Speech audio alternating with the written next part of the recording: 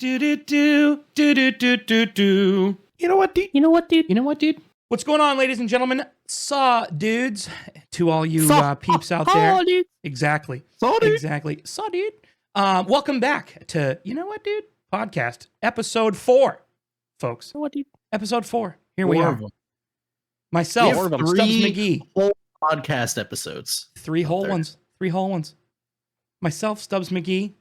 Rescos 27.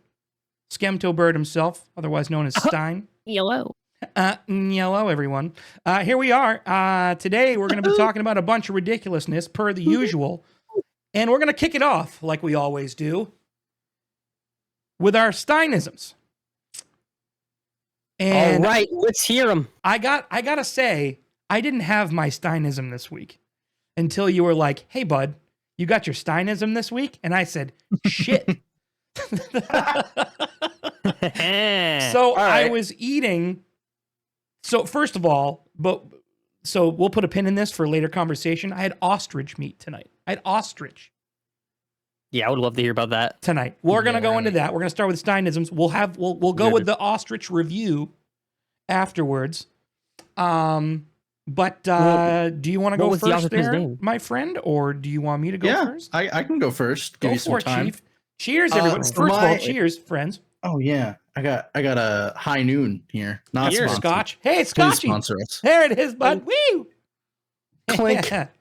Not scotch, just whiskey, but Oh. you know, What kind of whiskey? Jameson. Oh, God, I love Jameson. Yeah, it's good stuff. Delicious. Jameson. All right, my All friend. All right. So, my Steinism this week. Stein, I would like you to explain to us how gravity was first discovered. Gravity. Well, that was Sir Isaac Newton. So you ever hear that analogy about the apple falling on his head, and that was how he discovered gravity because the Mhm. apple hit him in the head? Yeah. Well, that's just fucking stupid. That didn't happen. It was actually a cantaloupe, and poor Sir Isaac Newton was standing under this cantaloupe tree. Do cantaloupes even grow on trees? You know what? Yeah, they do. And this Off to a cantaloupe great falls start. out of this tree, and it just. What about ostriches? No, I said off to a great start already. Oh, ostrich to a great start. Yeah, Somebody ostrich to a great start. yeah, ostrich to a great start. So this cantaloupe falls out of this cantaloupe tree, and this bonks Sir Isaac Newton on the head, and that knocks him out cold. He's just like comatose at this point. Mm-hmm. Like that really did some damage. Now, 9 years later, Isaac Newton wakes up from coma. Whole 9 years went by, and he woke up and he had this epiphany. He was like, gravity. And that's pretty much the whole thing.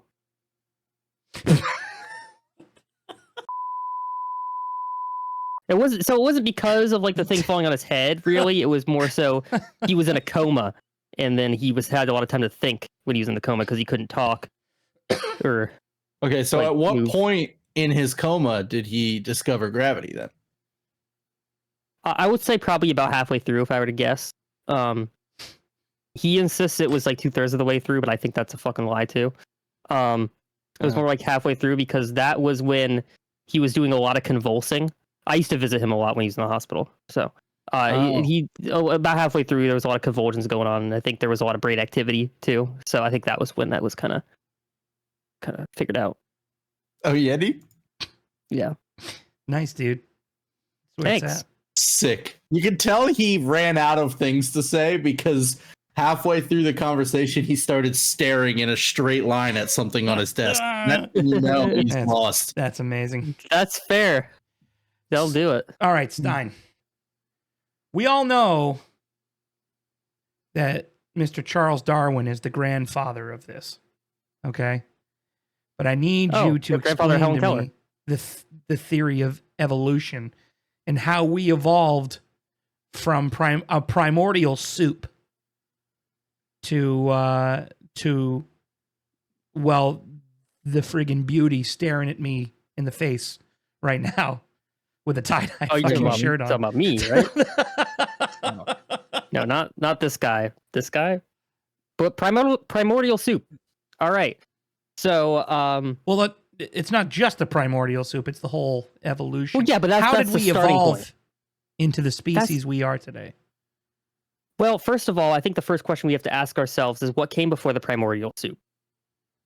Well, you're the expert here. This is why. Oh, we exactly. asked. It's a rhetorical question. Oh, It's rhetorical. why? Thank you very Think much. about it for a minute. Yeah. Yeah, I want you to ponder that. Okay. I'm not going to give you any time to ponder it. Okay. So you can figure that out. All right. But yeah. So, what does any good soup need before it exists? It needs a chef.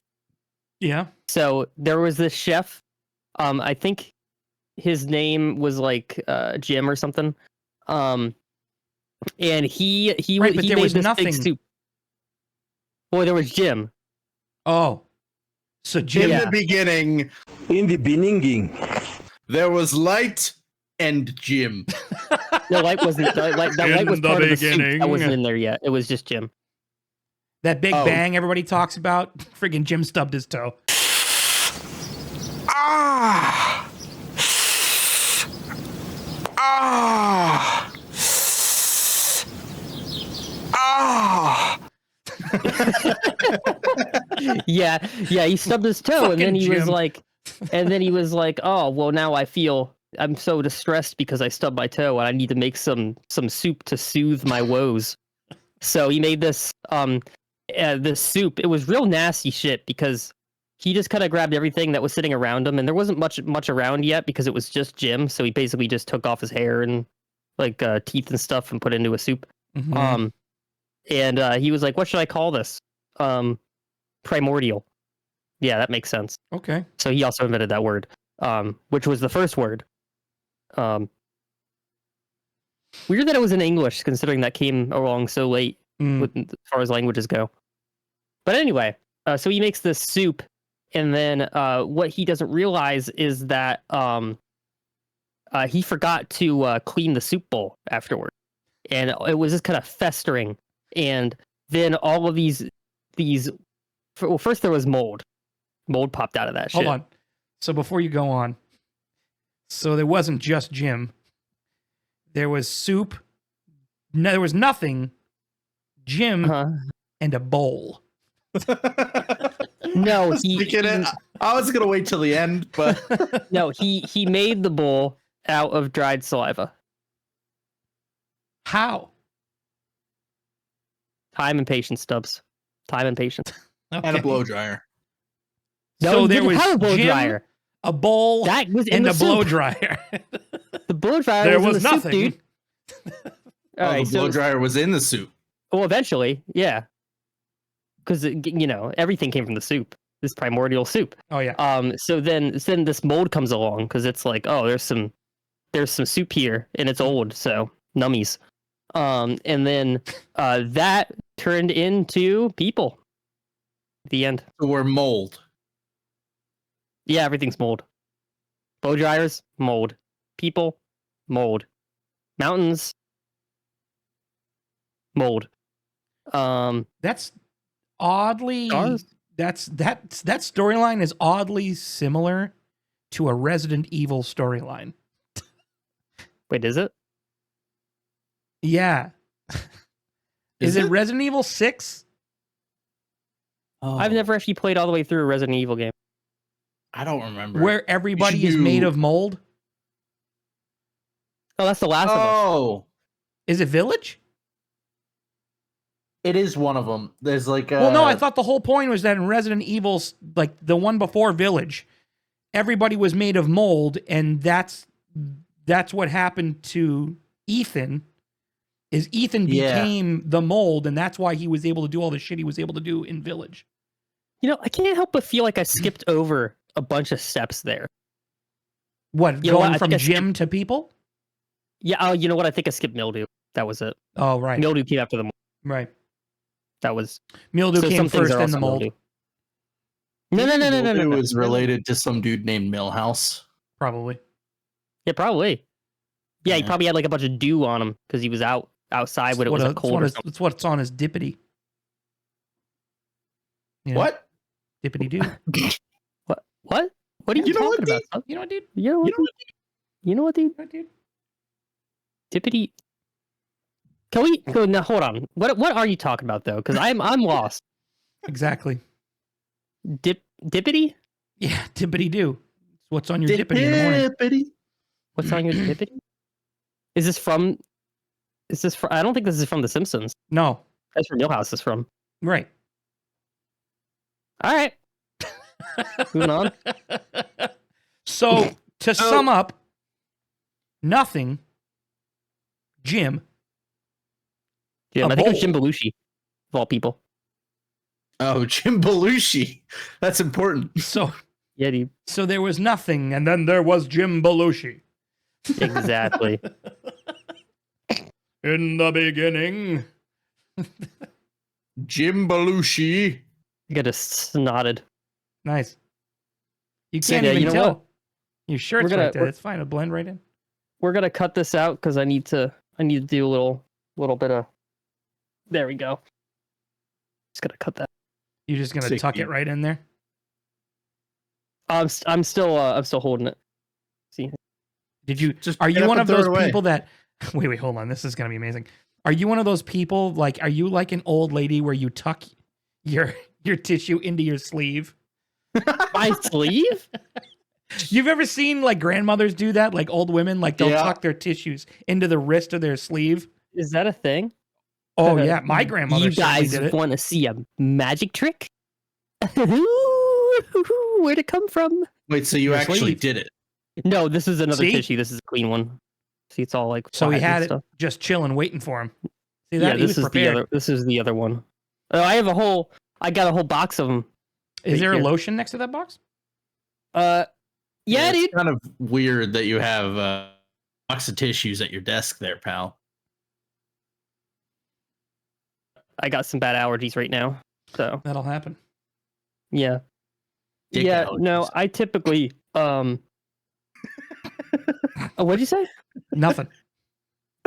Nothing. What Continue. happened? No, but hold on. I'm gonna hear it when this podcast is produced. That's fine. so- You can wait until the podcast is produced then. I'm so glad All I right. caught that. All right. You know what? I'm so you know glad what, you dude? caught it too, buddy. You know what, dude? You know what? No. Okay. So this is kind of off the topic of Steinisms, but it's also going to be a Stein story. Stubbs, I don't know if you've actually heard this or not. So Stein has a tendency of magooing himself into situations. I can see that. Absolutely. To the point where I have unironically called him Mr. Magoo on multiple occasions. Now, Stein, I would like you to share your version of events for Comic-Con and for, we'll call it the smoke shops. Those two stories. All right. Here we I'm- go. He So didn't want I'm to talk ready for about it. this. New York Comic Con. Oh yeah. What was this last year? 2 years ago? No, it was last year. I think it was last year, yeah. So we have some friends who are all going to Comic Con. And through one way or another, I managed to obtain a free ticket to Comic Con from a friend who worked for the company. The Comic Con And- company. Yep. Yeah, the company that runs it. So I show up, and they're like, my friends tell me now these doors aren't going to open until like, I don't know, 10 o'clock or something. The exact timing doesn't matter that much. And I was like, okay. And they're like, just so you know, this is New York Comic Con. The line is going to be crazy. And I was like, well, all right. So me and Kim get there, and we're like, where's the line? We can't figure out where the line is into the Javits Center. And we're just kind of looking around, and we ask an employee who's near one of the many entrances, and they're like, "Oh, just go this way," and they pointed towards an entrance around the other side of the building. So we walk over there, and we just basically keep asking employees where to go every step of the way, and just taking it one step at a time, because it's huge and busy and all this. And eventually we get to we just get kind of whisked away over to the employees that are kind of monitoring the entrance, like inside the building, like right before you're actually in the convention itself. Mm-hmm. And they look at our badges and they're like, "Okay, go ahead in." And we're walking around and we're like, "It's really dead in here. There's like nobody here. It's weird." And we're like, "Okay, let's just go to a booth." And then we start trying to find a booth, and they all have like all these boxes and stuff like this around them, and they're not really like, they're just kind of looking at us like, "What are you doing?" And then I messaged in our group chat, and I was like, "Hey, we got in. The line, there was like no line at all." And then I realized that it was like an hour before it was supposed to open. And my friend that got me the ticket messaged back and was like, "What do you mean you're in? No, you're not." And I was like, "Yeah, I am." And I sent a picture. And he was like, "Where are you? I need to get you right now because this isn't open yet. You're not supposed to be in here." I was like, "What? They let me in." They just they walked me over here and let me in. And he was like, No. So he comes over and he's basically like paging his boss and like, I don't know how he got in here, and like all this, that, and the other. And me and Kim are just wandering around the expo hall when there's nobody else there except for the people setting up the booths. At New York Comic Con, there's like 50,000 people standing outside waiting to get in, and we're just fucking standing there like, where are we? And eventually we got escorted out and then had to wait in the line. So in summation, you were able to get past all of the people waiting, get past the security checkpoints, and just walk around the show floor somehow without realizing that you had done any wrong. Correct. Now do you see what I mean by he tends to magoo himself stuff? Completely unintentional. So my question is why the hell did they escort you out? You were already in. Like, you're already there. What are they going to do? Hey, you got to go out to come back in? I mean, to be fair, my spot in line was actually really good, so it only took another like half hour to get back in. But you were already in. What are they going to do? I don't know. It just some magical shit that you're not supposed to see the half an hour between when you were there to when you entered? Yeah, dude. I can't see the Disney magic. Oh, yeah. Well, the funny part is, so I was there that year as well, and I was staying with two other friends. Mm-hmm. We were waiting in line when he was messaging about, "I'm already in." Like, we were at the convention, and you were like, standing in a line. So we saw our other friend Derek messaging, and he was like, "I gotta get you out. Like, you can't be in there." And we were like, "What? How did he do?" So there was already a line that had formed by the time you got there, Stein. So you somehow managed to get past the line. Yeah, and even when I got put back into the line, I swear I wasn't at the back of it. Because it did not take me long to get in. So I don't know what they were. I don't know what the deal was there, but it was it was an experience. So I have been to New York Comic Con before it was open, and it was pretty cool just to see Comic Con just empty, just because magooing yourself right in. Yep, right on in there. It was even I was basically like, they led me in.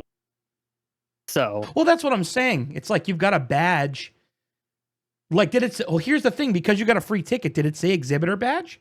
No, it did not. So, it did not say exhibitor. It says sidekick. Yeah, we got sidekick badges that year. Oh, which means it's basically like your friends and family of an exhibitor. or of Right. the staff. Or So an that can employee or see why something. So people would maybe get that's confused. why. I could see that causing some Yeah. Some But the- confusion or confusion. issues. Yeah, the thing is with conventions like that, they make the badges different colors so that, you know, if I'm a security guard, I can just do a quick scan and see who's who. Sorry. So his badge being a different color than all the other badges is probably what confused them. Yeah. Also, yes, we got Chewbacca down here below me. Nailed it. What the fuck was that, dude? Dude, that can't was do the Chewbacca best noise. sloth from Goonies impression I've ever heard in my life. I can't do That's- Chewbacca. I'm sorry. That's dude, the noise you just made was basically Arnold Schwarzenegger auditioning to be Sloth from the Goonies. Oh my god. Can you give us a Yoda impression real quick? Yoda I am. Nailed it. Always with you, what cannot be done. Nice, dude. Nailed it. See? I'm not I know we already kind of strayed off from it a little bit, but before we stray off too far, let's talk about this ostrich that you ate. Oh, yeah. So we have this place kind of near where we live called the Little Red Hen, and it's like just like a farm stand, but it's like a farm stand on steroids. So it's like this place that is open up here in the north all year round because they built this like little storefront on their property on their farm, and they sell all local farm goods. Like they sell duck eggs, which is where I got my duck eggs. So they sell like all sorts of eggs. They sell like produce, like potatoes, onions, and all grown locally. And they have local products, like they have local ice cream, local meats, where you can get like awesome steaks, pork, sausages, all that sort of thing. And the most recently, I was there and I look in the freezer because I just look in the freezer sometimes because sometimes you can get some really insane like meat deals there. So I'll look in there and all of a sudden I see ostrich steak. And I'm like, what? Ostrich steak? There was a woman in there with me. And she was like, you have to try it. I go, you've had it? She goes, I had that exact steak you're looking at there from that farm. And it's unbelievable. So I'm like, okay, I'll give it a shot. So I look at it to see how to prepare it. It is red meat. It's not like chicken. It's a red meat. You cook it, you prepare it medium rare. What? Interesting. Yeah. So you prepare it like a steak. Dude, it eats like a steak. It Wait, tastes you like can't get steak. salmonella from that? No. Do they not carry salmonella? I couldn't tell you, but it's because it's a red meat. I'd have to look at the exact scientific reasoning for that. But with red meats, you can cook it to medium rare. So I cooked it to a 135 temperature internally. So like what I did though is I sous vide. I have a sous vide, one of those Anova things. So when I was looking it up, because it's really, really lean, there's not really much fat on it at all. So you have to like slow cook it. So I've been cooking it in that sous vide bath all day. So I put it in at noon and it just been kind of cooking salt, pepper, some garlic and stuff just in the bath, and then took it out and seared it on either side. And I made a pan sauce with like cream and like beef broth and Calvados. Calvados is apple brandy.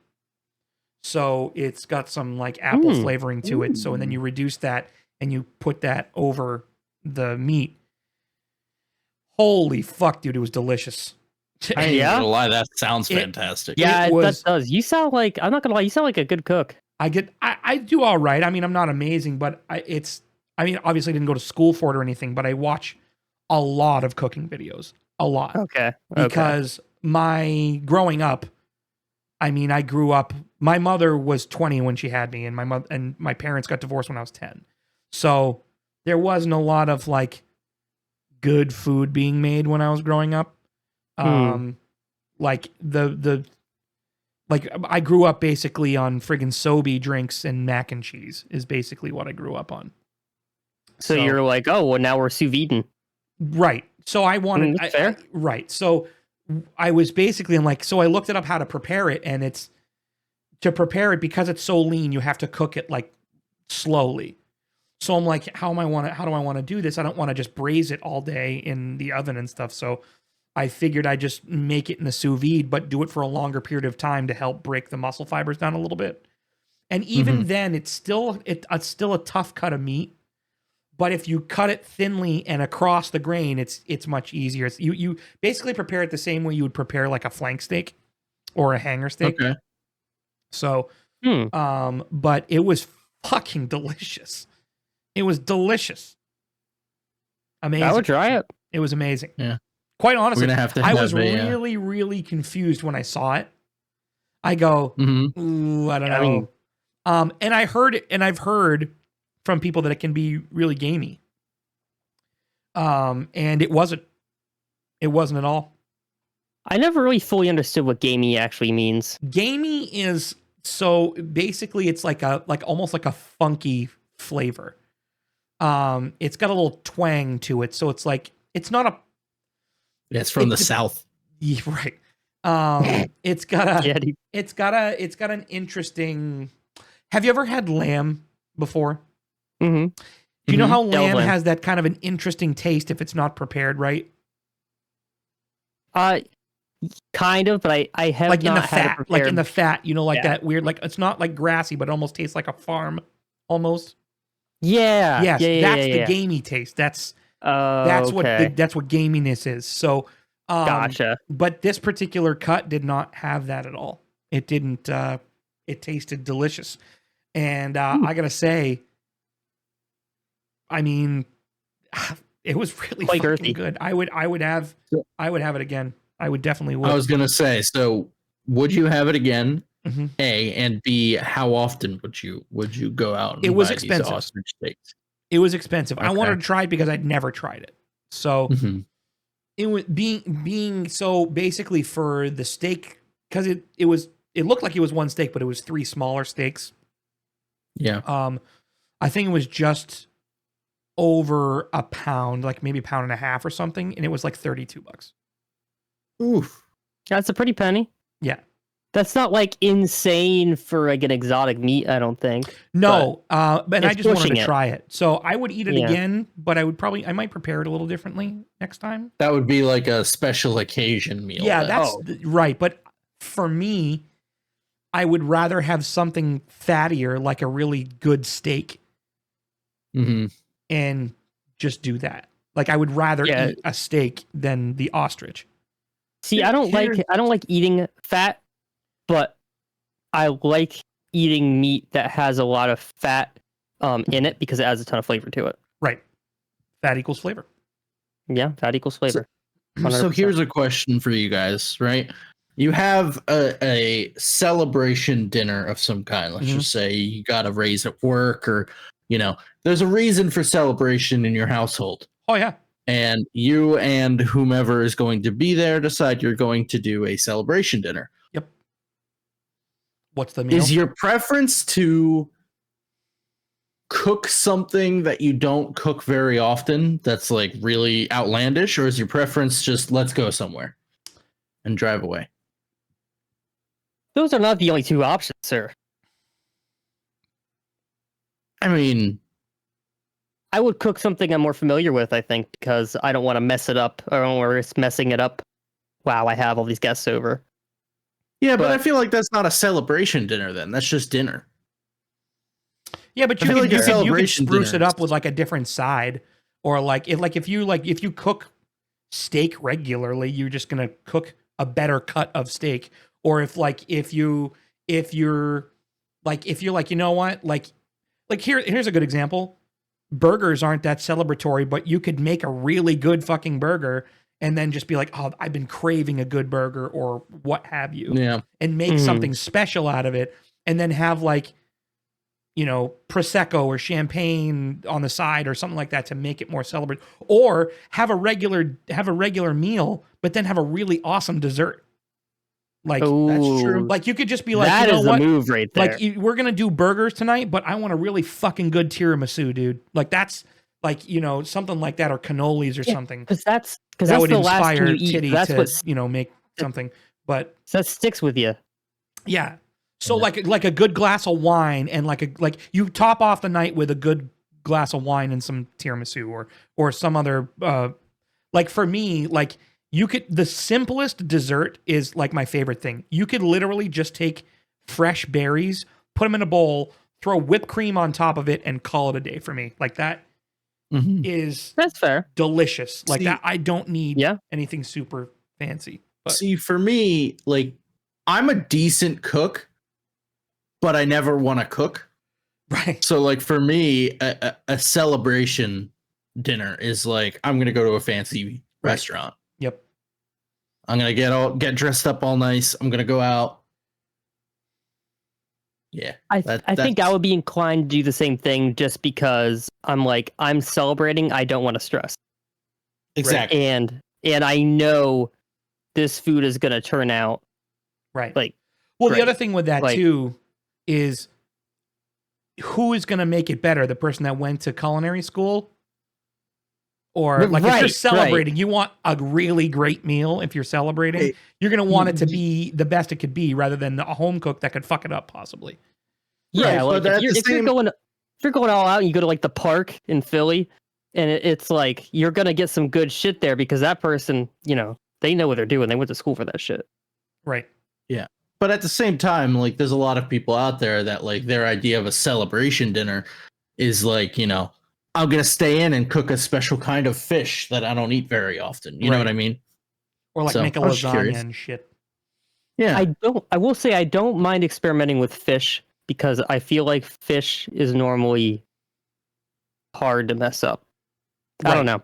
Well, it's I actually think fish very is fairly easy. easy. That It's depends- very easy to mess up.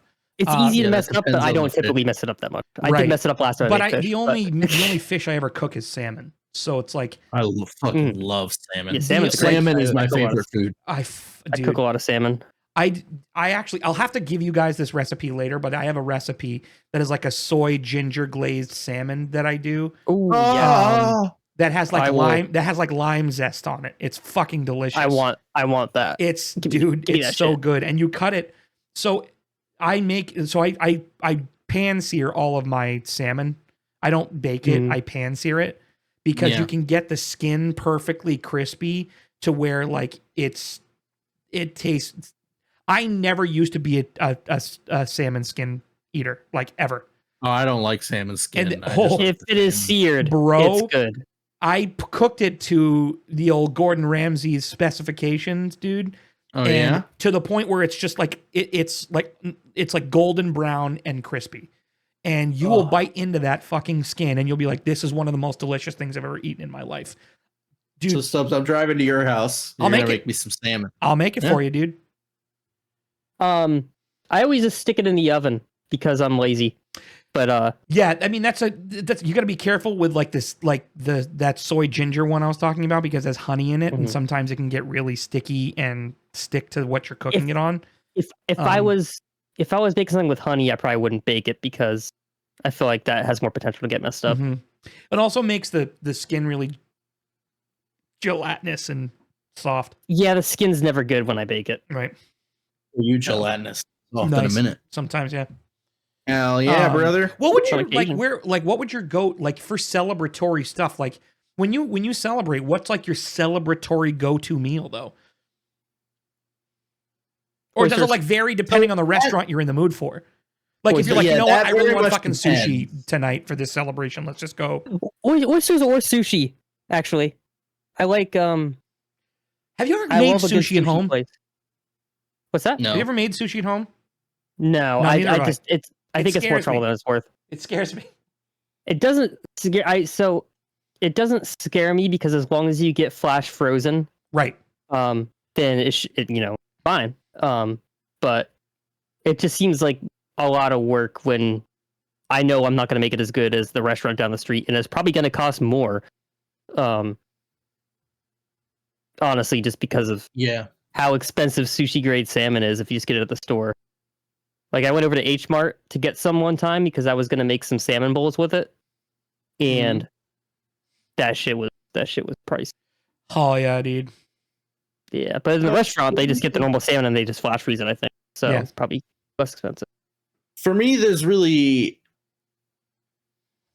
two like celebratory things that I can do. It's one of them is going to a nicer place and getting a nice juicy steak. Mm-hmm. That's a good one. Mm-hmm. And then the other one is usually like a sushi-esque or something along those veins. Not necessarily a celebration, but there was one point a couple years ago now where Stein had something negative happen to him, and we went to a fancy place to kind of try to lift his spirits. I was just gonna bring that place up. That place was amazing. Yeah. That was So one of the things that I wanted to talk about today, we talked about it briefly after the podcast last week. Yep.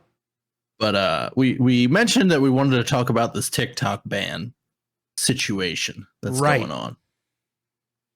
So, for those of you who haven't heard, first of all, I don't know how you haven't heard it yet, but basically what happened is the US decided we are banning TikTok in, I believe it's 9 months, unless they sell with an extension, unless they sell to a US based company. Now, ByteDance, who owns TikTok, has already come out and said, we're not selling our algorithm. It's not going to happen. But I wanted to kind of get your guys' thoughts.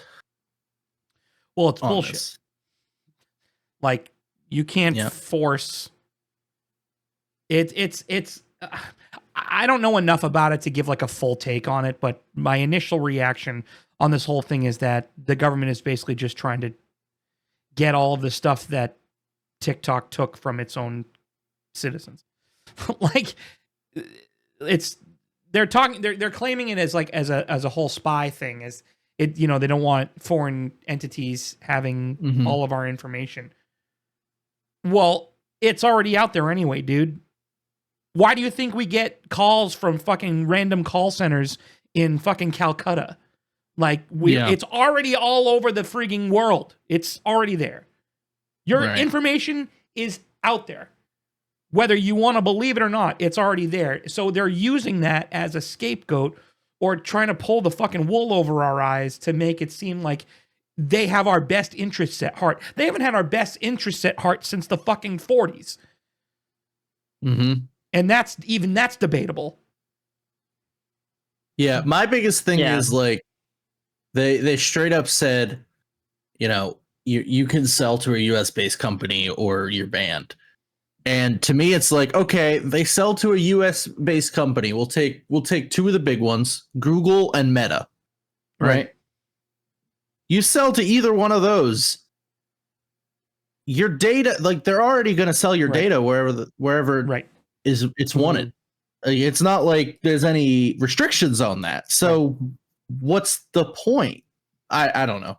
As somebody with a background in computer security, personally, could not give less of a shit if the Chinese government is stealing my information or if the American government is stealing my information. Just don't care.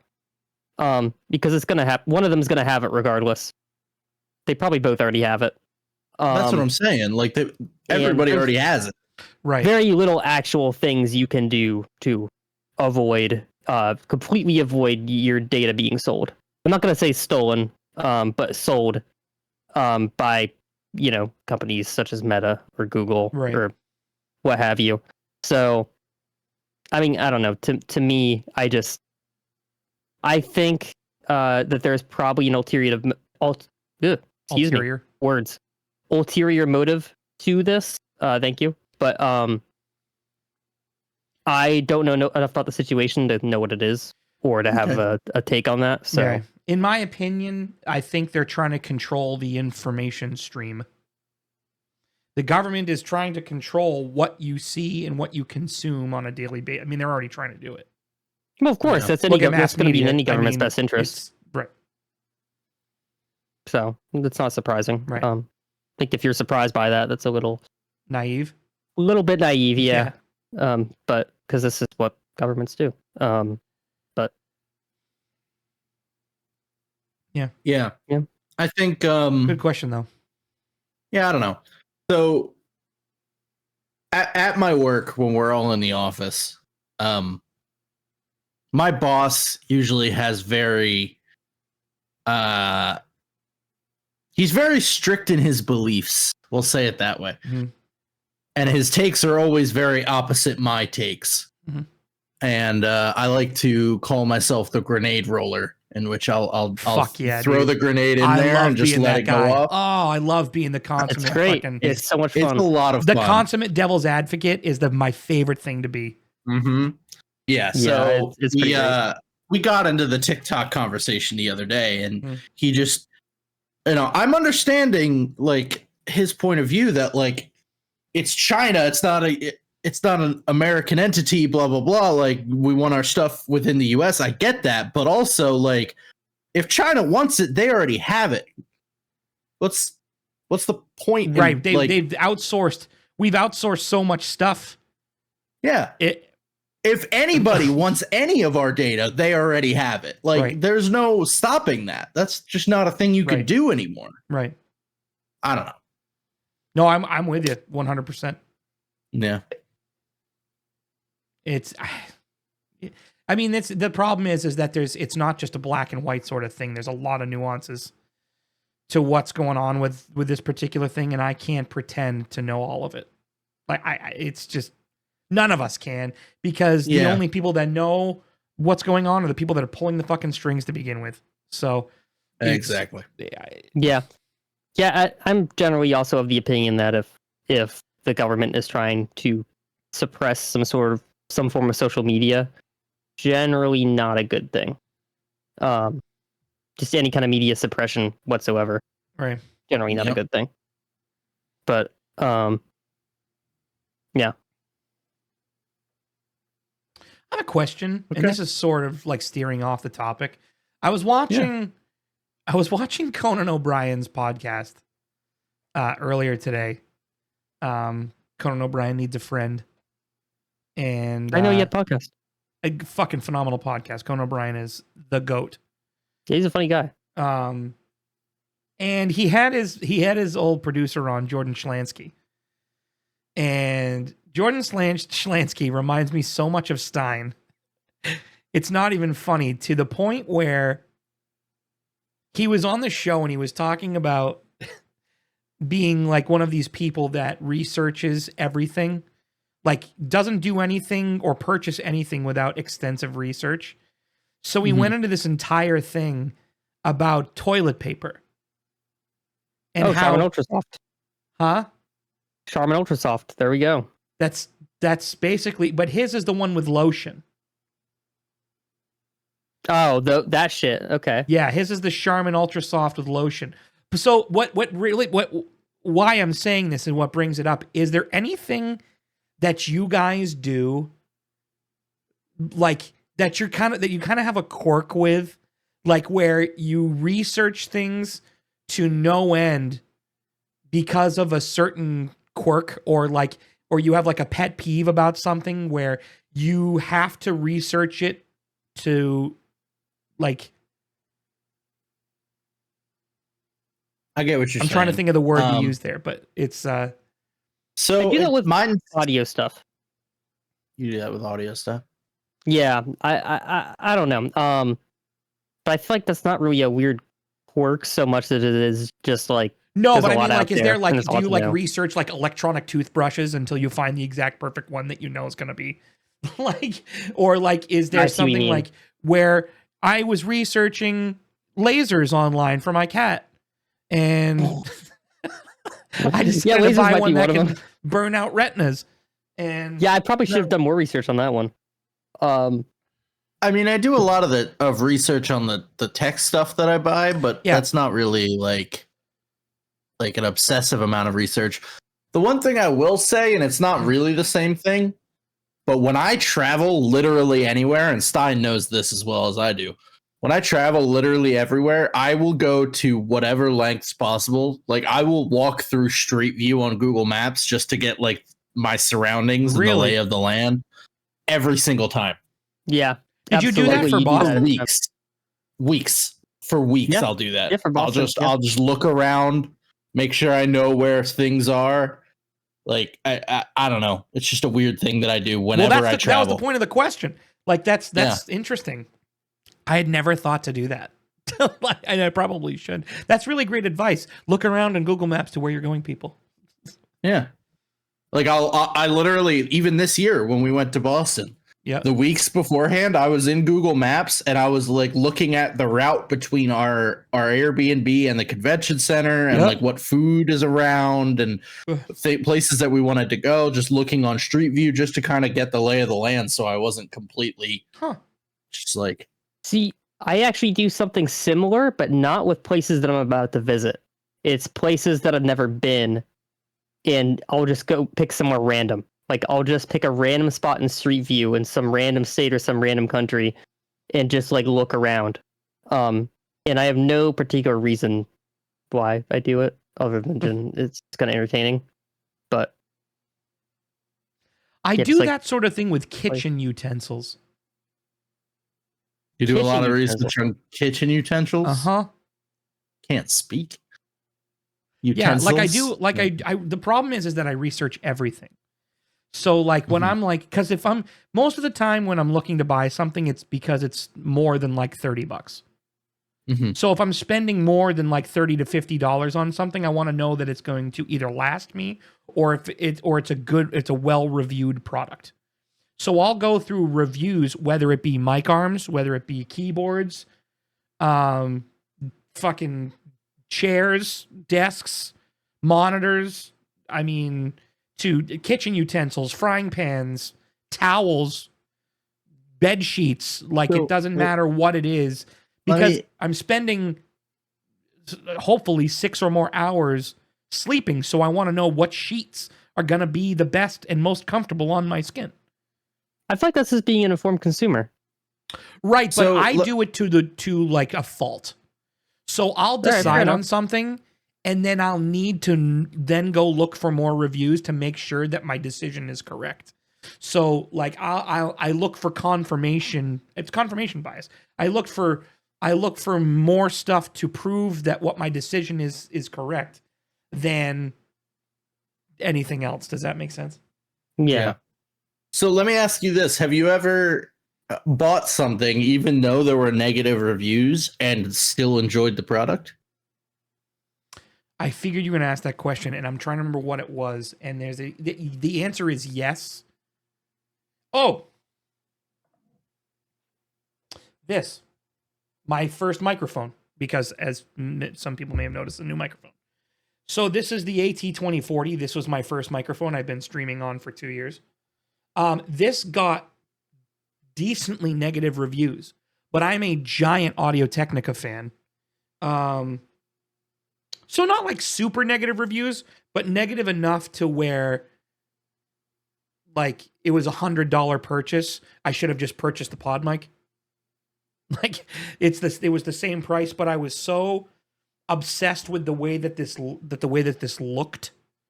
Mm-hmm. It does have a good look to it. That I went with it, and if EQ'd properly, it's a good sounding mic. I mean, my streams never really had a problem.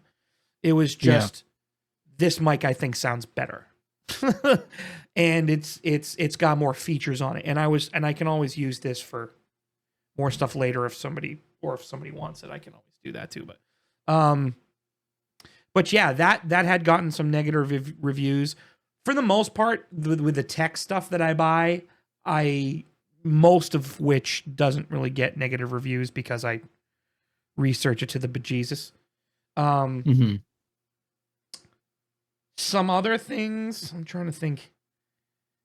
The only other thing that I can think of is like large purchases like furniture and stuff like that.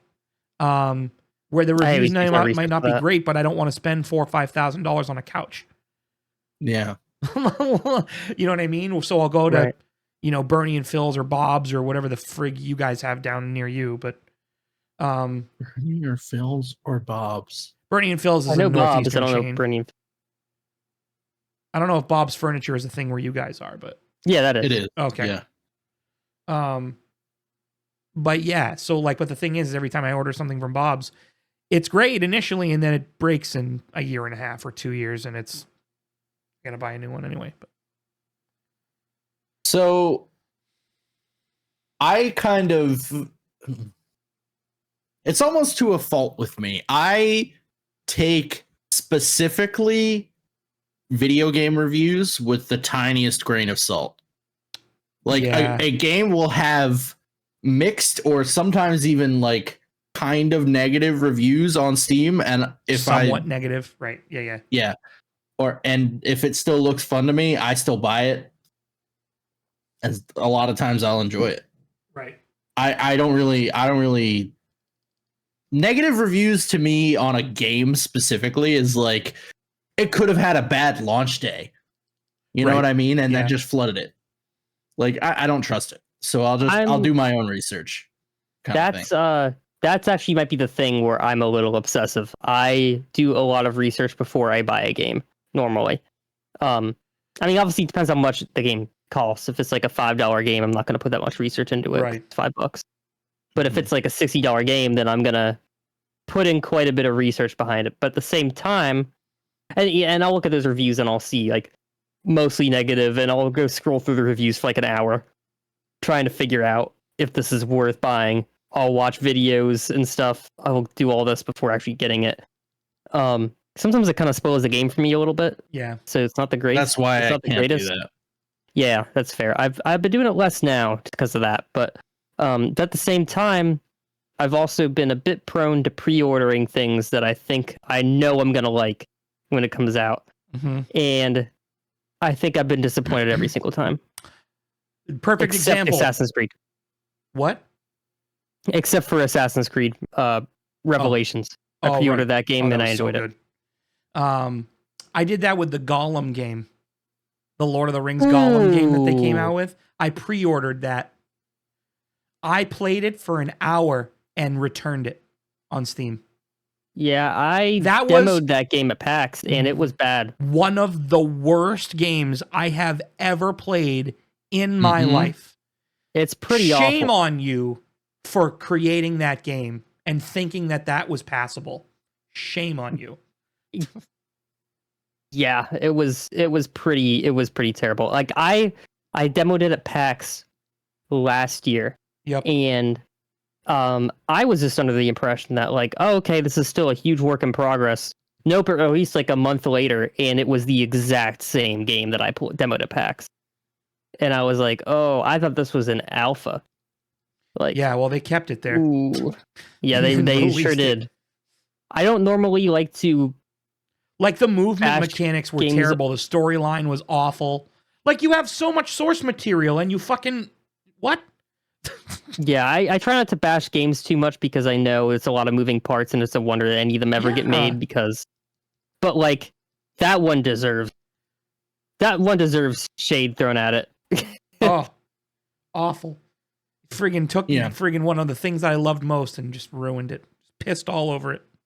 I don't know. Nope. Like for me, when I look at a game and I look at its reviews and it says mixed, like I can't take that with any sort of seriousness just because I know half of them are either launch day problems or a couple of people that are like, oh, the game crashes, and then I run the game and it never crashes once because they have their settings too high.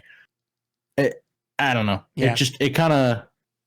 Yeah, that makes sense. I can't even take them seriously. Like I'll give you the perfect Yeah. example. Gray Zone Warfare. It's a Mhm. new game. It just came out. Yeah, I know, I've Stubbs, seen it. I know you know what it is. Yeah. It's basically an Escape from Tarkov clone, Stein. Okay. It came out on Steam, I think, like 3 days yesterday. ago. Yeah. It's become like one of the top selling games right now on Steam. Mm-hmm. It like everybody's talking about it. It's all over all of my feeds. Yep. And I'm gonna be honest, like it looks fun, so I'm gonna buy it. But the Steam reviews say mixed, and all of the people in it are like, "Oh, well, you know, the game crashes, or there's you know there was issues at launch, and blah blah blah." And it's just like I can't take that with any, like, it's one of the most selling games on Steam. Why would it sell that much if it had that many problems? You know what I mean? Right. Yeah. Understandable. I'm probably gonna buy it one of these days anyway. See how it is. Yeah. Yeah, it does get a little irritating how many games have such huge problems at launch now, but Yeah, it's almost expected at this point. I don't understand that. There's a very small number of games that come out anymore that have zero problem. Well, maybe not zero, but a small number of problems, and even the problems that they do have are minor. Like Baldur's Gate is the one most recently I can think of that, like, there was very few problems on launch. Mm-hmm. Yeah, that's fair. Now, I don't know. I'm sure some of that comes from how much more complex game development is now, how much more complex games are. Yeah, but you would think as game development gets more complex, like the tools and the developers, like all of that, they all get better as well. Right. That's fair, but more moving parts is always going to mean more potential points of failure. Yeah, that's true. I get it. What's the other one? There was another game that came out recently that, like, launch day was fine, like perfectly. There was no. It was like a huge game. I can't even remember what it was. I don't think Elden Ring had a whole lot of problems, so that was a couple years ago now. Yeah. I mean, it had a few glitches, but not anything like debilitating. Yeah. Yeah, nothing game breaking. It was like something. It was standard. It was a standard amount of launch issues. You know what? One of the things that gets me the most is one of the biggest issues on launch day for a game, especially specifically multiplayer games, is they launch the game, but they don't have enough servers to support their player base. So then there's issues with people connecting. That is one of the biggest problems on launch day with games. And it's like, you should know what size your audience is. Well, that's a tough one because you don't know if this game is going to go viral because this famous streamer posted a clip from it and now everybody's getting it. Yeah, but it's not like okay, based off of polling and social media reactions, we estimate we're going to have 10,000 people playing, and then you buy 10,000. You buy enough server space for 10,000 people. No, you see 10,000 people, you buy enough for 20,000. Yeah, so that there's headroom. Yeah, but then what if the game comes out and then there's 30,000 players? But that was just an example. I'm just spitting out numbers. Like you, I should have enough headroom to expect that. Is what I'm saying. That's fair. That's a great question, though. It's just like you double the amount of player space, but it's double plus 10%, and now those 10% are the ones that are giving the reviews. Yeah, that's fair. Because I've always been with everything, with games, with restaurants, especially. Like, nobody leaves a positive review for a restaurant.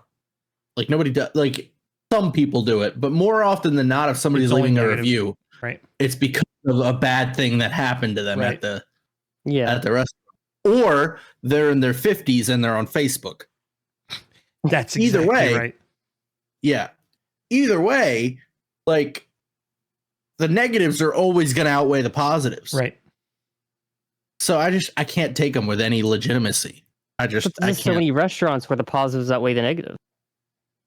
I feel like restaurant reviews tend to lean positive.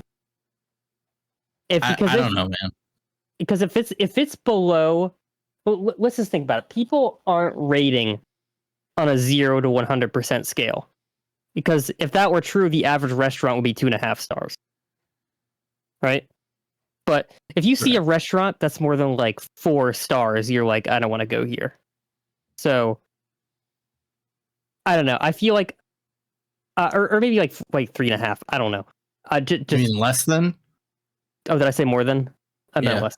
Yeah, less. I'm Than. like, I want to go to all those restaurants. It's like, Yeah, it's like, I don't know what I'm trying to get at here. I feel like it has to be that there's a decent amount of people leaving positive reviews and just not saying anything, but just 5 stars. That's it.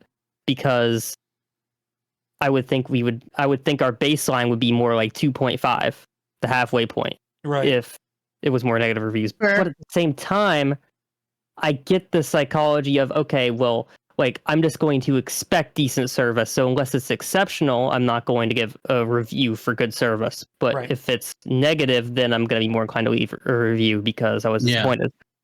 And I left an I impact. don't know. Like me personally, I don't think I've ever left a review on a restaurant.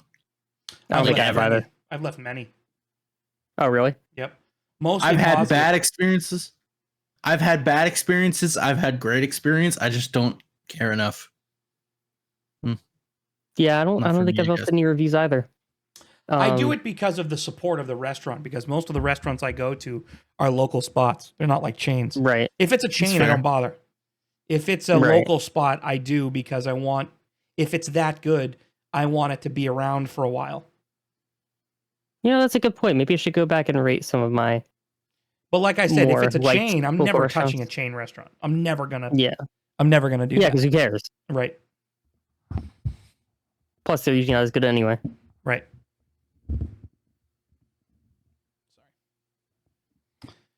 There we go. Bless you. Oh, nice, dude. Shit. There it Oh. goes. Wow, sport mode. Nice, dude. Are those All Croc right. headphones? Yeah, I think they might be. Are those Crocs? Yeah, Crocs, dude? So, dude. exactly. dude. Those All right. Crocs headphones? So I have something I want to talk about here. I went to the liberty of picking 3 conspiracy theories from Reddit that I would like to discuss with you guys. Oh boy. Oh God. One of them is not so much a conspiracy theory as much as it's just like a weird thing that could spawn a conspiracy theory. Yep. Mm-hmm. So we're going to start out with the stupid one. This person posted, the user's name is Dutyface, posted to the r/conspiracy subreddit. What was that? I just said great start. Yeah, it's a good start.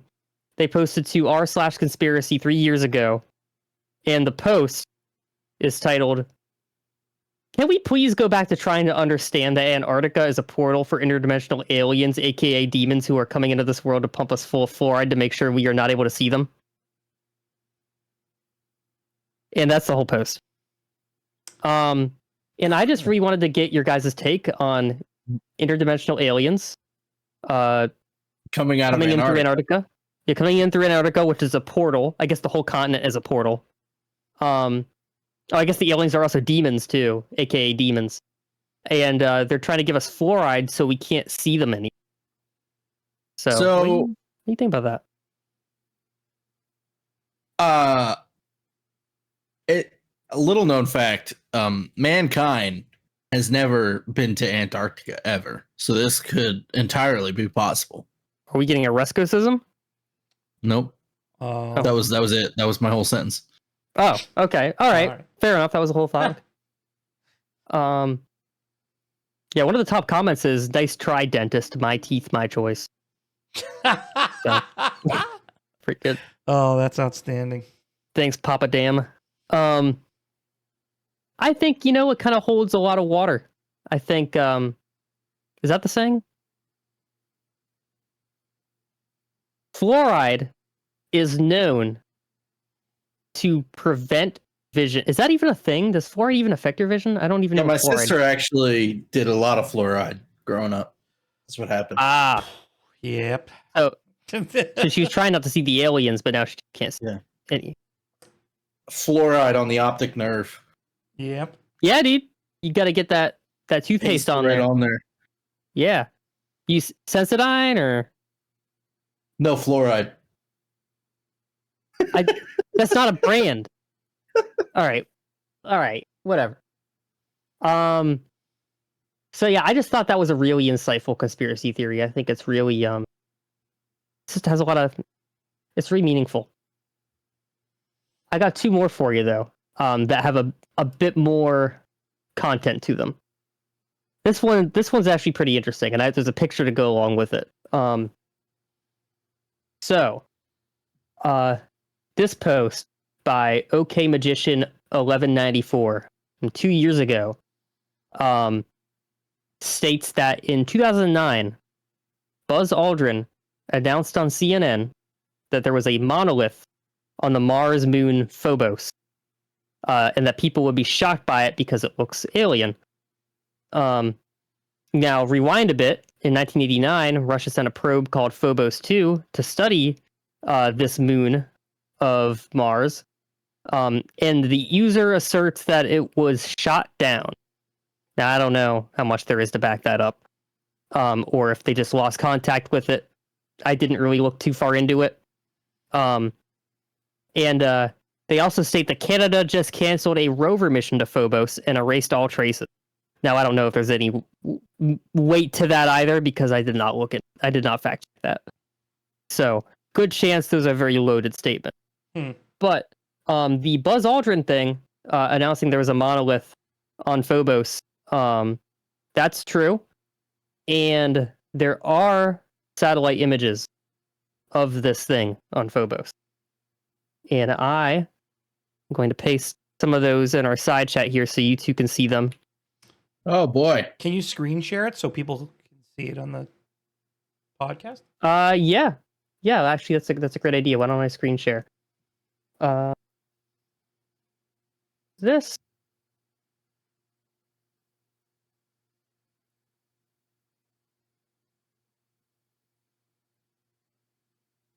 All right, we're screen sharing. So, now we're gonna go in order here because this is a long one. So it's right in this little dark spot on Phobos. We zoom in a little bit. You can see a little white dot around there. This is Zoom in gonna suck for the audio listeners. Yeah, that's fair. Interesting. Zoom in a little bit more. It looks There's that like thing. an outcropping of rocks, but Zoom in a little closer. It does. It could be an outcropping of rocks, but I don't know. It does look mighty tower-like. But now, right. But I mean, the thing to the. Oh, never mind. Oh, you're gonna say the thing to the left of it? Yeah. That's the same. Yeah, picture. they kind of blend together a bit. Yeah, these are three different pictures at the bottom here. I figured that after I was gonna ask the question. I'm like, never mind. That's stupid. But yeah, it's pretty crazy stuff. These are real satellite pictures, and that's actually on the surface of Phobos. And one of the more popular theories is just an outcropping of rocks. The theory that I wanted to discuss is that it was aliens. And Buzz Aldrin also had a bunch of his own theories, but none of them were aliens. So, I don't know why Buzz Aldrin is the authority on Phobos when he was the person that was on the moon, but I guess he's the Phobos guy now too. Astronauts think they own the place. I was just hovering over your name and just said "Lick my nuts, Jackson." Lick my nuts, Jackson. You know what? Actually, new conspiracy theory. Lick my nuts, Jackson is the one that put this here. Oh yeah. So you put it there? Yeah, dude. Because that's your name on OnlyFans. Yeah. Lick my nuts, Jackson. Lick my nuts, Jackson. You're right. Nice. If you look that up and you find someone named Lick my nuts, Jackson on OnlyFans, just know that is not me. Sorry, Kim. Slim chance. I don't like that I just did this while we were talking about the concept of me having an OnlyFans. Anyway. Well, yeah. What do you guys think about this? Do you think it's aliens? Do you think it's just a rock outcropping? I think it's just a rock outcropping. It could have been a meteor that slammed. Looking at it from the smaller image, it looked like a monolith. The more you zoomed in on it, the more you could see like not so straight. It's not edges. uniform. Right. It's not uniform, but it looks quite different from the material around it. And if it was a meteor, I would expect to see a crater around it, but there is no crater. None whatsoever. Because those things hit with some force. Right. Here's another conspiracy theory for you. Phobos is actually alive, and it was a meteor, but then Phobos just opened up and ate it real quick. Yep. I think there's an analog horror YouTube series that basically says the same thing about the moon. Yeah. Anyway, Phobos, Monolith, Buzz Aldrin. I think Buzz Aldrin put it there. You think so? I think he would do it. I don't think that's the case because nobody's gone that far. That you know of. That's Except true. for Buzz Aldrin. I don't think Buzz did it. Buzz Why is didn't too they call him old. Buzz? Buzz did 9/11. Oh, he didn't do it. What? What did? Huh? Did you say that Buzz Aldrin did 9/11? That's a conspiracy theory right there. That's a hot take. That's a hot take. And that's that. Back to you. if that isn't a gamer moment, I don't know what is a gamer moment. We do have one more conspiracy theory, though. We got one more. This one's a little weird. They're all a little weird. This conspiracy, this Redditor, and they put a lot of information here. I'm not going to go over anywhere near all of it. They asserted that the pyramids in Egypt were actually giant musical instruments. How would What one they- play these instruments? So glad that you asked. There is a picture that they included of the King's Chamber in the Great Pyramid of Giza. That has like a sort of like a vessel built into the floor. And what they're saying is that this isn't a sarcophagus. This is something you're supposed to put water in, and they would boil it to create some kind of thermoacoustic effect. So it would create sound that would travel through the various tunnels and chambers in the pyramids to make noise as like to honor the gods. Okay, stop. Now I wanted to talk about this one because I looked at this and I was like, that's the stupidest thing I've ever heard. How could a pyramid be an instrument? It's a pyramid. But apparently, there are pyramids that are confirmed to be musical instruments as one of their purposes. Chichen Itza in Mexico, one of the wonders of the world. I know, I've been there. You've been there? Did you know that there are certain points that you can stand around it, and if you clap, it'll either make the noise of a bird or a snake So to honor gods. I was there, and I Fair. did that clap. Did it work? They never described it like that when I was there, which is interesting. So I had never heard of because I did the tour, and they didn't talk about that. They did do the clap though, but the clap echoes throughout the entire property. Okay. It is unsettling. Yeah, it sounds. I heard. I would like that. So basically, it was a little unsettling. So basically, they had the hip ball courts that you were in, but like you could, these things were like basically untouched, dude. It was incredible. You get this pyramid is huge, by the way, huge, and you're basically in the center of everything. So you've got like the hip ball courts behind you. You've got Chichen Itza in front of you. You've got like a huge watering hole. Over here to your left. And there's like a bunch of other land, there's other like pyramid looking things and other like altars and things kind of all around, and other structures, stone houses and huts and stuff like that. And you're in the court for the hip ball court, and you clap, and it reverberates everywhere. However, when they say it sounds like a bird, the echo is very high pitched. I don't think it sounded like a bird, but you could hear pings. Like it was really crazy.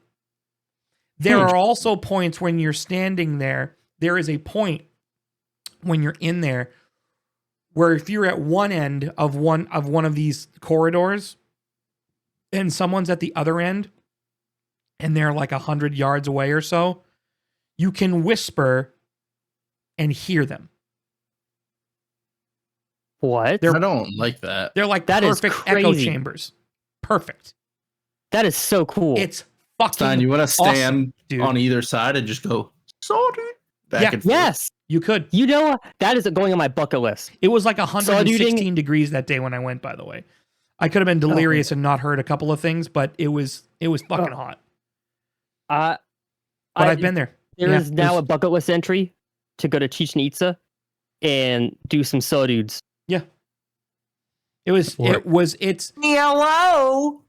Sawdude. but no, I highly recommend it. That's awesome. It was Yeah, I would love amazing, to. I would love dude. to visit Chichen Itza or just Mexico in general. Someday. But Puerto Vallarta was my favorite place. Puerto Vallarta. That's on the west coast side. It's a Okay. little bit north of Acapulco. It's towards the southern part of the country. But it was one of my favorite places to visit. It was really, really, really nice. But yeah, I mean, regardless of the snake or bird thing, maybe that was just the tour guide in the video that I watched, just trying Yeah. to. A I lot don't of the time, I But- did overhear a couple of people, other tour guys, overselling stuff. I mean, that's just Yeah, it could definitely be that. But right at the end of the day, they still built these things, to these be ancient monuments that echo can chambers. make noises when you Incredible. clap a certain way. Yep. Yeah, that's and the fact that they're still standing and they still work Oh yeah, is crazy. That's yeah. just a It's all, testament to, but like, it's all made out of like quartz and granite, dude. It's all made out of quartz, granite, and wow. not soapstone, Sandstone? sandstone. Okay. I think sandstone. Wow. I could be wrong with that one. Limestone. Limestone. That's what I'm thinking of. Yep. How do they make rocks out of limes? I don't know. Maybe that's a Enough out Steinism of for you. next week, dude. All right, fair Yeah, enough. what is limestone? Yeah, Exactly. limestone. Exactly. Limestone. Yeah, dude.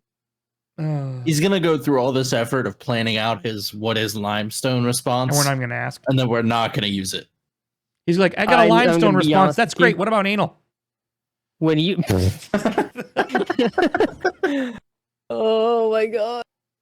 Little teaser for next time. Yep. Okay. As far as our last segment here, I guess we can do. We've got our last one of Am I the Asshole? I don't know, are you? Usually. Ooh. Fair Here enough. we go. Okay. Am I the asshole for putting a lien on my brother's house and refusing to remove it until he pays me? I do house renovations as a business. Even when I do work for family and friends at a discount, I have a contract. My nephews are getting bigger and they want separate rooms. My brother asked me to help him finish his basement. Make a couple of rooms down there, add a washroom, a kitchenette, and wire up a family room. I priced it out and said I would charge him $32,000, including materials. This was a sizable discount. The bathroom alone, I would charge anyone else $15,000. His wasn't even roughed in. So in other words, he did the bathroom, didn't even charge him for it. He never paid me. He always had excuses. I paid for the material. I paid my guys for the work. We did it when I had downtime, so I didn't lose out on other money, but I still sucked. It still sucked to get shafted. So I put a construction lien on the house. He didn't care, and I wasn't going to make him homeless. That was 2 years ago. Now he got a job and has to move. And to get a new house, he has to sell his current house, which he can't do because there's a lien against his property. He called me to get it removed, and he promised he would pay me as soon as it's sold. I told him, "Fuck you, pay me." My parents called me to tell me that they would pay what he owes me. I said I would agree so long as he paid them back, and if he didn't, then any money he didn't pay back had to come out of any inheritance we were getting, God forbid. and that interest started occurring from the day of the loan. They agreed that that was fair. My brother called me to scream at me for involving my parents and our inheritance. I reminded him that he involved them, not me. He finally took money out from a line of credit and paid me with interest. I am a reasonable man. The house sold well over asking and the finished basement suite made a huge difference on what he got. He is still pissed at me for doing it, but I did everything legal and by the books. Am I the asshole? Okay. So, first of all, good on you for getting a contract. Yep. 100%. Even with family. Always get a contract, even with family. Yep. Always get a contract, right, Stein? Yeah. Always get a contract. Anybody in mortgages will tell you that. Anybody. All of them. Inside joke. Anyway. So here's the thing. I don't think you're being an asshole. Genuinely, I think you did the smart thing. Mm-hmm. But I could tell you for sure that your brother's not going to feel that way. Right. Well, that's the whole thing. Nobody in the comments here thinks he's an asshole. Yeah. So I can go. Ultimately, I don't think he's the asshole. However, with my experience in the housing industry, I can tell you that he is guaranteed to get paid when the house sells. So that lien that he has on the home that he kind of put up a big stink about being paid before the house sells, if the house sells, the lien gets paid. Period. Oh, okay. So if you have a lien on the home, you can sell it. The money, the proceeds have to go. The proceeds have to go to the liens first. This is why you have lien positions. So what happens is when you have a mortgage on a home, that is the first lien position. When you have a home equity line of credit, that's usually in second or third lien position, depending on if you have like a second mortgage or something like that. When you put a lien on a home, a construction lien, you are in a position. It's always the end though. So you're the last in the lien position. So everyone else would if you sell the home, that lien gets paid out last. So the problem is if the home sells, the mortgage gets paid off, a home equity line of credit, for example, gets paid off, and if there's money left over that isn't enough to cover the lien, you have to then pay out of pocket in closing costs. Because the lien has to get paid to sell the home, period. Yeah. So, but from what it sounds like, he made way more money than he owed. So, the lien would have got paid anyway. But in this particular case, the brother didn't know. So, and there wasn't any money extra to do that. So, he wouldn't know how much it was going to sell for. So, that's why they were asking him to remove the lien. Anyway. But no, this guy is certainly not the asshole. The asshole is the brother for not paying him. I feel like that's pretty cut and dry. I mean, he agreed to a contract and he violated it. Right. The other thing with that though is as like with family, and this is kind of where it goes here. And there's a lot of family out there that would be like, dude, that's family. You don't fuck with a family's home like that. Like regardless of what you did for work. Like there are people with those opinions out there. And while I agree to that to a certain extent, so basically you're saying loyalty is above basically fucking over your family. So it's okay to fuck over one person of the family, but not the other one. Is basically what you're saying. Because like that loyalty is a two-way street, and that guy wasn't showing it. Exactly. So why should you show it back? That's I see it as a social exchange. Exactly. If you don't hold up your end, then the other person's not obligated to hold up their end. I agree. Right. I agree. Yep. Not the asshole. But that's an interesting take, though, because that's really interesting to do with stuff like that. And honestly, with the wedding business and stuff like that, at this point in the years after I've done this, I used to do a lot of weddings for friends and family. I will not do them anymore. I won't. I won't because I feel bad for not. I feel bad because I feel like I should be giving them a discount, and I feel bad because that's also my livelihood. So like I'm discounting prices for that, and of course, and I have no problem doing that, but it's to the point where it's just like, but now every one of my family members and friends is like, oh, will you do this for me? Will you do this? Like, it's like, Yeah, you can only do that so much. You can only do that so much exactly. to where it doesn't affect you. So I won't do any weddings or performances for family or friends anymore. Yeah. Conversely, actually, not conversely, Stein and I, being tech guys, we're the tech people. At least I am for my whole family. Same. Yeah.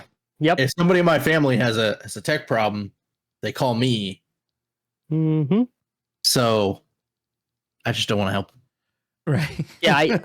I do not enjoy. No, doing most of the tech time support. I will help if I can. Right. Yeah. There are a few Right, but I exceptions mean, when it's to that like, where oh, you need somebody to set up asks a for help. server, like you know Yeah, what I mean. there's some people in my family that like if they ask for help, I'm just gonna be like, yeah, maybe do this, and then run away. But like, What for the most part, I'll help. Yeah. what I can't stand is the people who aren't willing to learn Right. about what you're doing. Right.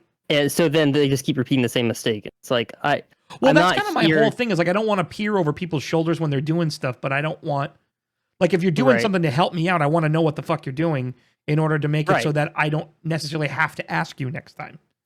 Yeah, exactly. Like, please watch what I'm doing and ask questions because that's going to help you. Right. And it's going to help me because now I'm not getting bugged by you anymore.